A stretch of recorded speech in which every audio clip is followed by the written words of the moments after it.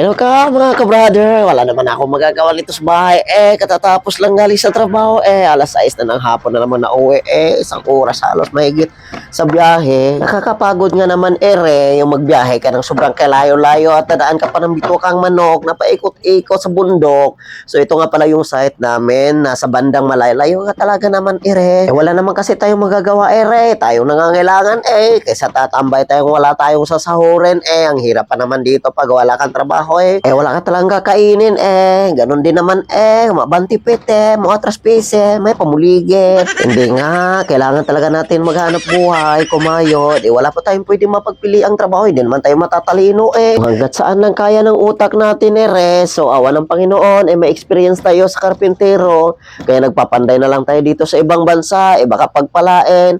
Andyan naman lagi ang Panginoon, alam po naman natin na hindi tayo pabayaan at hindi tayo iiwan kahit ano man ang ating mga pangangailangan, basta't huwag lang natin niya kalimutan. Sabi nga niya sa kanyang banal na salita sa Proverbs 16:3, commit your work to the Lord and your plan will be established. O diba, sabi ng Panginoon na ipagkatiwala lang natin sa kanyang lahat ng ating mga plano at siya na maging bahala sa lahat. Ayun na nga ay balik na po tayo doon sa ating pinag-uusapan na trabaho. Ayun nga ito yung trabaho namin. Kung nakikita nyo pong mataas na kahoy na yan, tinatawag namin dito ay rafter, ay sinasakay po namin yan sa scissor lift kaya medyo mataas po buti na lang yung wala po akong pair of high. Ayun, napagpatuloy na po namin yung isang rafter na yan at tuloy-tuloy na po yan hanggang doon sa dulo yung may isang mama doon na nakatayo. So yun po yung boundary hanggang doon po sa dulo na yon ang paglalagyan namin ng rafter. After po dyan maghahakot po kami at marami pa po kaming pwedeng gagawin po dyan. Kung nakikita nyo po medyo po kaming nahihirapan dyan, nga kasi hindi nga nagkasya yung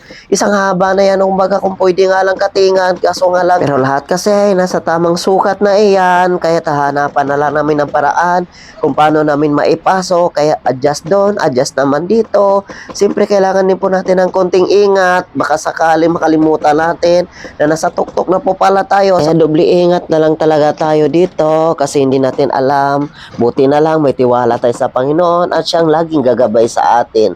Alam niyo po kung bakit po ako laging nagsishare ng salita ng Panginoon? Dahil siya nagbibigay lahat ng biyaya kung ano man po ang meron ako ngayon. Kung alam niyo rin po sana kung anong pinagdaanan ko noon, ako po ay dating sobrang bisyoso po talaga. Lahat ng ng kalukuhan sa mundong ito pinasok ko na, halos gumapang na nga lang at butot balat na lang yung dating balat ko rin. Nga kung sa tukhang pa ngayon na ni Rodrigo Duterte, napasama na sana ako, pero awa ng Panginoon dahil binuhay niya ako at mulit binalik niya at ngayon ay ito naghahanap buhay nandito sa bansang New Zealand na napakagandang bansang ito. Ang dami po talaga nangangarap ng mga Pilipino po dito sa bansang ito, kaya ako'y mapalad po dahil ang biyaya po ng Panginoon na hindi lamang po ako nandito upang magtatrabaho, nandito po ako at mas lalong pinalago ng Diyos sa gawain ng ministeryo na ibinigay niya po sa akin. Sa totoo lang po, tiwala lang po tayo sa Panginoon at ang lahat po ng mga bagay ay ibibigay at dadagdag niya. Sabi nga niya, seek ye first the kingdom of God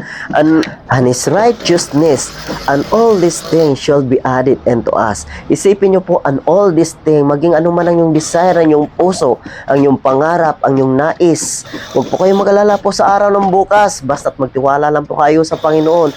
Tulad ko na nagtitiwala rin kung bakit nandito po ako ngayon sa bansang New Zealand at kung ano man po ang meron ako ngayon, ayun po ay dahil sa Diyos. Kaya bakit po kung lagi po ako nagsishare ng banal na salita? Dahil ang banal na salita ang siyang bumubuhay at nagpakilala sa atin na may Diyos po tayo. Yun nga po, naway subaybayan niyo po muli ang aking vlog. Salamat po sa lahat. God bless you all. At dito po pala yung finished product po namin ngayon. At masaya po kami dahil natapos po namin ang aming trabaho. God bless!